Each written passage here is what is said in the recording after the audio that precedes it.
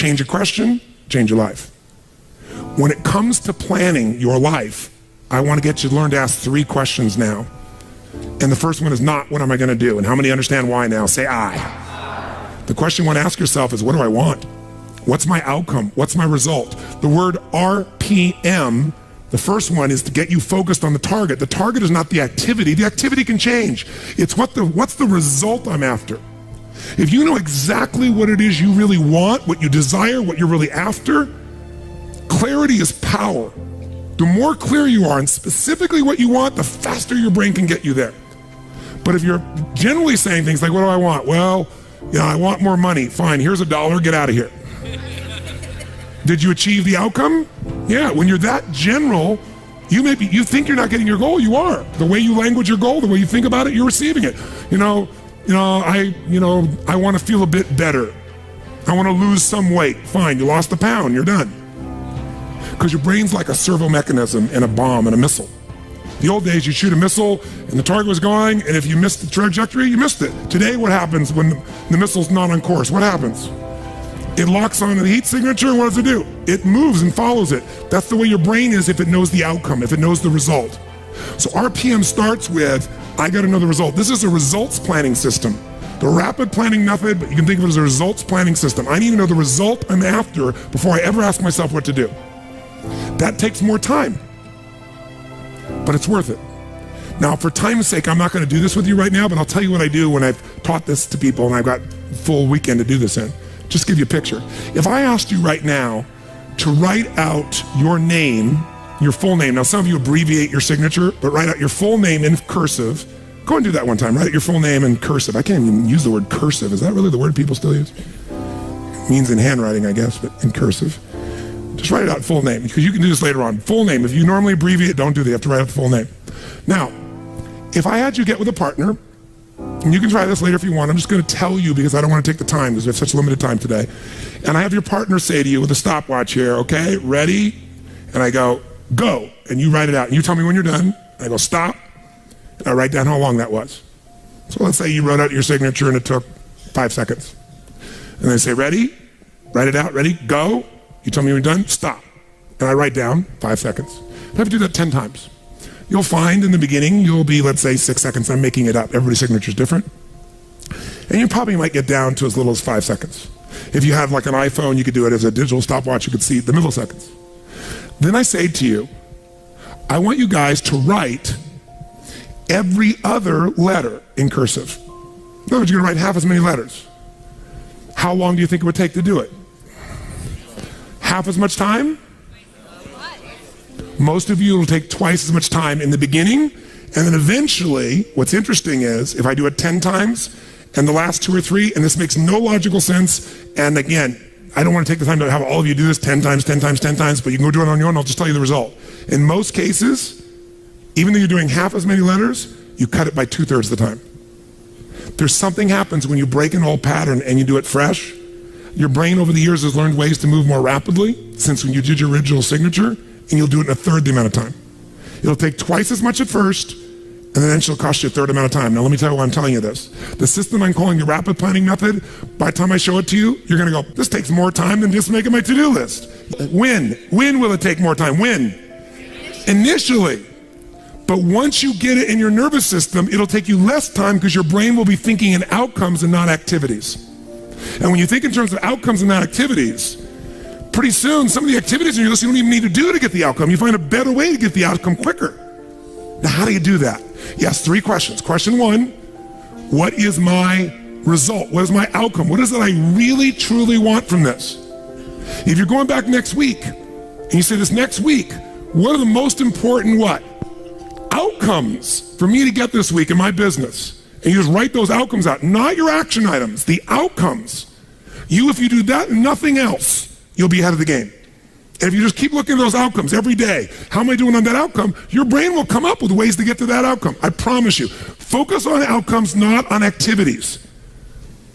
Action for most people, activities, most people may mistake movement for achievement. They mistake action items and to-dos for achievement. We're after the achievement. Are you with me on this? Yes or no? Yes. It's a different way of thinking, and I think all of you inherently have it, But if you make this ritualized, just like the things you've learned this week, they're all great, but if you don't systematize them, they'll work when you do them. But if you systematize them, right? And you see like Mr. Holloman here, where he goes in and just does it and makes sure it's being done again, or what you've seen Chet do, or what I do. You just do it over and over again, you don't miss it. Now the results are geometric. So I want to get you to systematize the thinking, whether you do it visually the way I'm going to show you or not. So, first question, what's the result I'm after? What's the ultimate result? What do I want out of this week, out of this thing, out of my business, out of my life, for my body? And you want to be as what as possible when you describe that outcome, that result. As what? As clear and specific as possible. Generalities will confuse you. So it might take you longer than just writing down call so-and-so to think, if I'm calling my son, I'm going to call Jarek, or I'm going to call my brother. This is what goes through my head before I call him, always. What's my outcome? Because I don't want to just call him. I want Jarek to feel loved by his dad. Or I'm thinking about what's my outcome. I've got to talk to him about this thing that's out there. I've got to make sure I get through to him on this because I want to guide him and move him in this direction. That's what I want to be as his father. I don't want to just chit-chat. I can do that too. If you think before every phone call, before every time you're planning your day, and you think before you have any meeting, what do you think the first thing I ask of anyone when we sit down in a meeting is? Okay, what are your outcomes? What are the outcomes for this meeting?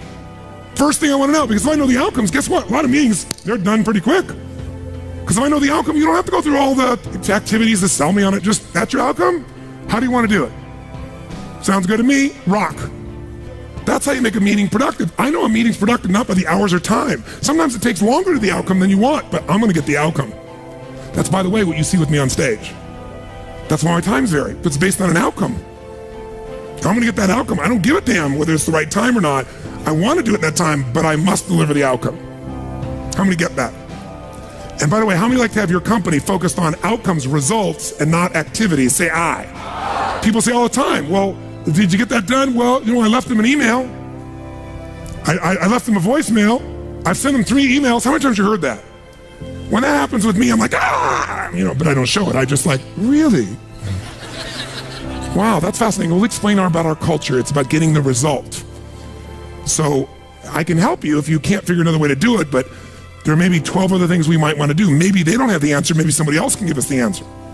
The outcome was to get this information, not to leave an email. Or 12 or 3 voicemails. That will not do any of us any good. How many follow? Now, whether you get the outcome or not, whether you get that result, will be based first, do you have clarity? And the second thing is, whether you got enough emotional juice to keep going after it when things don't work out. So the second part of RPM is the purpose.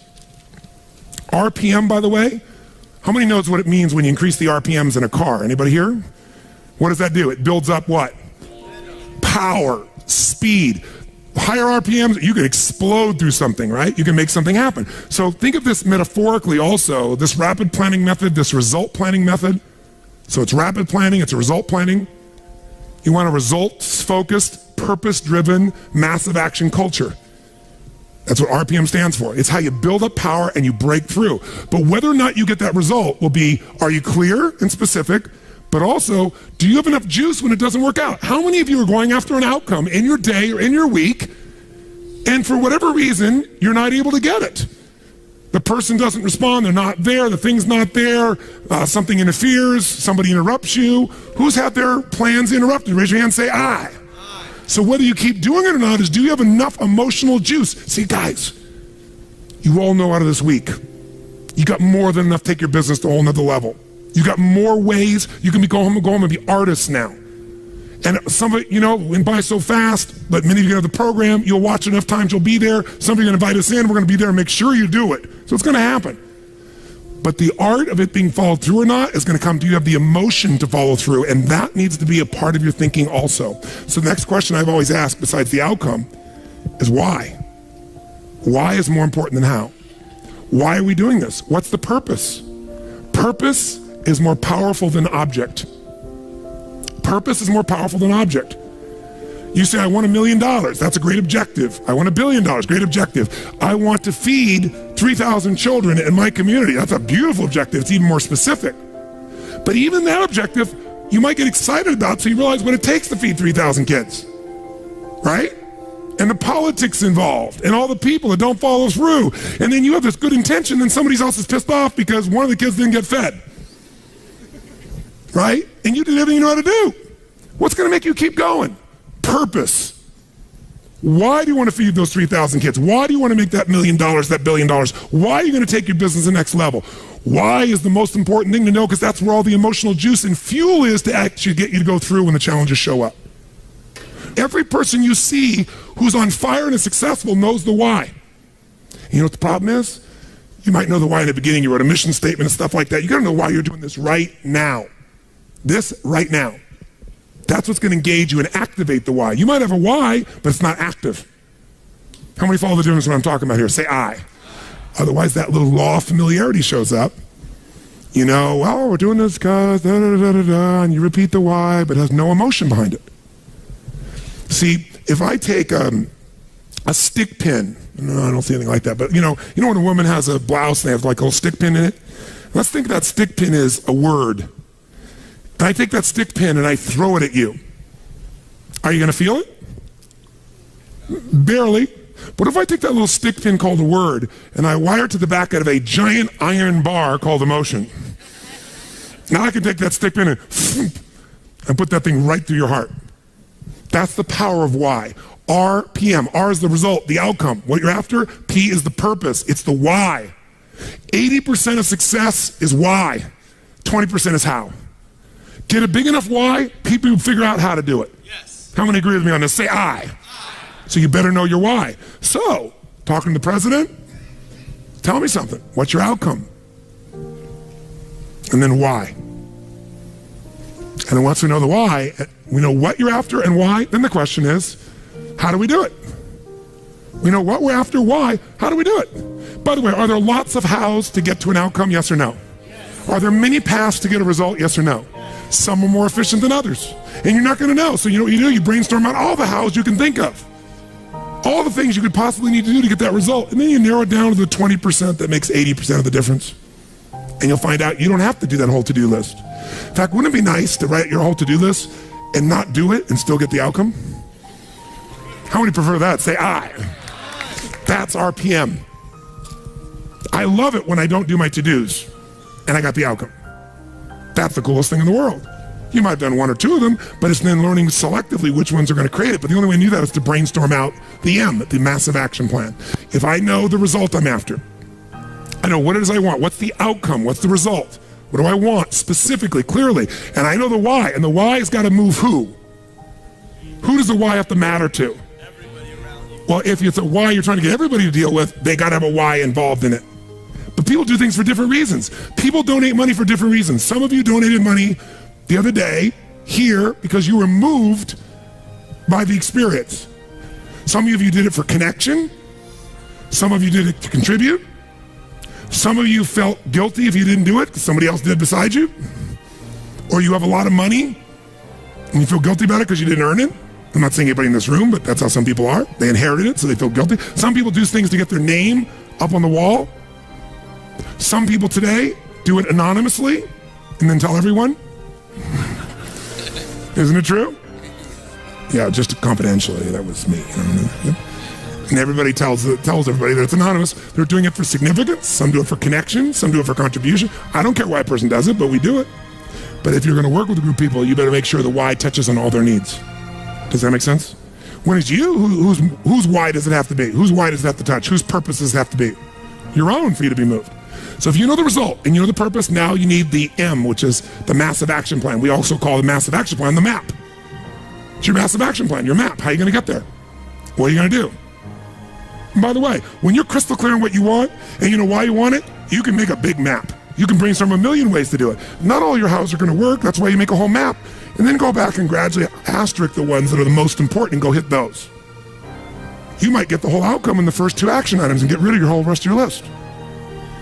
This is RPM. This is how I operate. Now, if you never did this on paper and you just did this thinking process in your head, you'll get invaluable resources.